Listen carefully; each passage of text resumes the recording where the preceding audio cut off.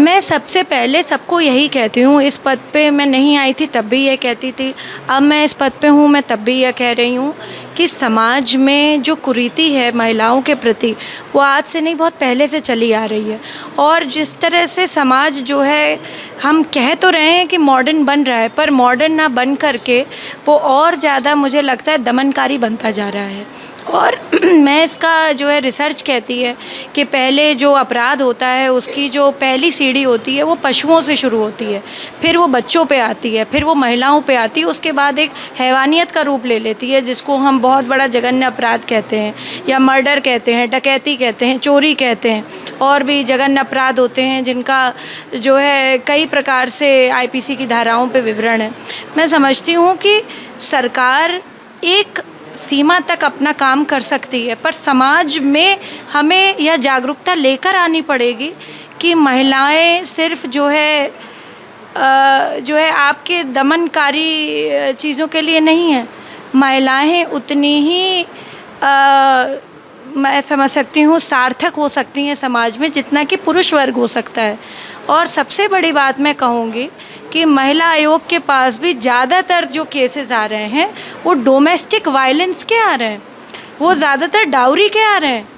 तो ये हमें देखना पड़ेगा ना कि हमारे घर में तो प्रधानमंत्री जी नहीं है, घर के अंदर हमारे घर के अंदर तो मुख्यमंत्री जी या कोई कैबिनेट मिनिस्टर या कोई महिला आयोग नहीं है। घर के अंदर तो जो है पति है, पत्नी है, बीवी है और बहन है, माँ है, सास है, नंद है, भौजाई है, ऐसे रिश्ते हैं ना हमारे यहाँ। तो हमारे समाज में कुरीति आई है, ये हमें देखना पड़ेगा। बच्चियों को आज जैसे हम महिला शरणालय में हैं, डेस्टिट्यूट बच्चे छोड़ के चले जा रहे हैं, बेटियां हो रही हैं तो उनको छोड़ के चले जा रहे हैं। तो कई तरीके से प्रधानमंत्री जी ने कई बार अपने बड़े भाषणों में भी यह बात का उद्बोधन दिया है कि बेटी को हमें आगे बढ़ाने का काम करना चाहिए। बेटियों के लिए, बच्चियों के लिए, महिलाओं के लिए, विमेन एम्पावरमेंट के लिए पहली बार पार्लियामेंट बनी, 33% का आरक्षण दिया। तो यह पहली बार हुआ। विपक्षी शोर मचाते रह गए कि ये करिए, ये ना करिए, ये ऐसे होगा, ये वैसे होगा, मगर धड़ल्ले से बिल पास हुआ। तो अब कुछ नहीं कह पाए तो मुंह बंद हैं उनके।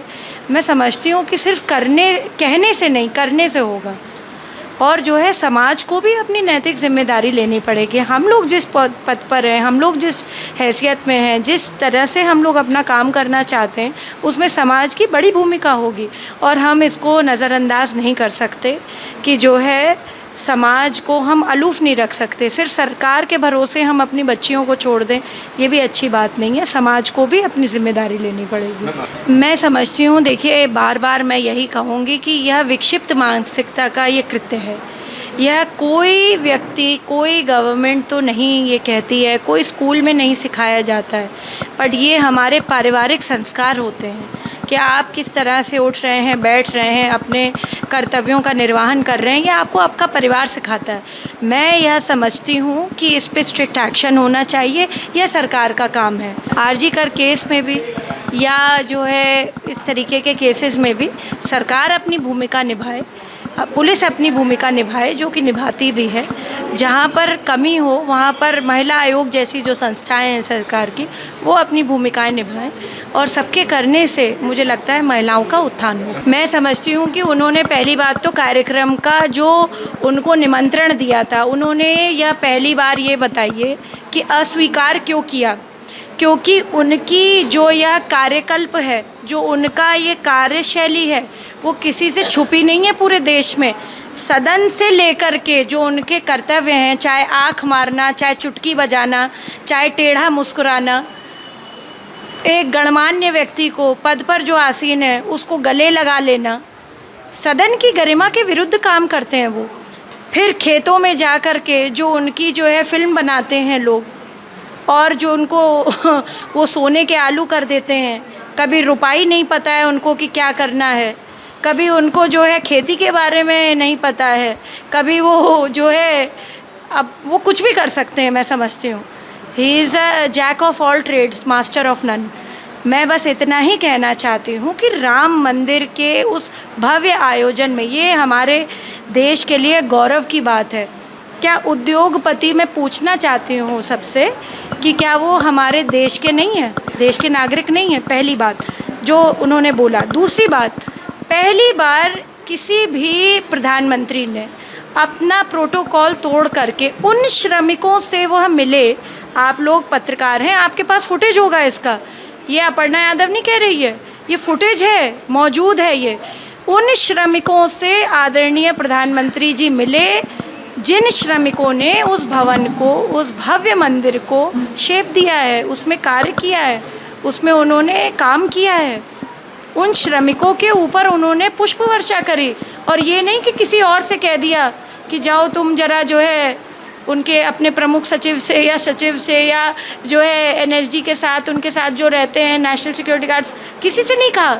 वह खुद गए, खुद उन्होंने फूल चुने और सब पे पुष्प वर्षा करी, उनसे वार्ता करी, उनसे बात करी, उनको खाना पूछा, उनके पास गए, उनके पैर धुले। यह किस प्रधानमंत्री ने आज तक किया है, ये मैं राहुल जी से पूछना चाहती हूँ। 3 बार उनके घर से प्रधानमंत्री हुए, आज तक उन तीनों लोगों ने बहुत अच्छे काम किए होंगे, पर तीनों लोगों ने देश विरोध में, सनातन धर्म और संस्कृति के विरोध में जितने काम किए हैं वो आज यह देश ये भोग रहा है। इसलिए आज जो हम इतने पीछे हैं वो उन तीनों की वजह से हैं। तो हमें ये समझना पड़ेगा कि हम किस दिशा में जाना चाहते हैं। और मैं उनसे निवेदन करना चाहती हूँ कि राम एक आस्था का विषय है, आदर्श हमारा राम है, भारत का चरित्र राम है, उस पर आक्षेप न करें। उनके कार्यक्रमों पे किसी प्रकार की टीका टिप्पणी करने से वो अपना स्तर खुद गिरा रहे हैं। वो अपनी अपमानजनक राजनीति करना चाहते हैं तो वह किसी पे भी टिप्पणी करें। अरे भैया, भगवान ही मिला है क्या तुमको? खुद तो त्रिपुंड लगा करके आप घूमते हो, खुद आप जो है उस तरीके का आचरण करते हो, तो जो है आप खुद ही एक मैं समझती हूँ कि बड़ी अजीबो गरीब उनकी मानसिक कुछ परिस्थिति है।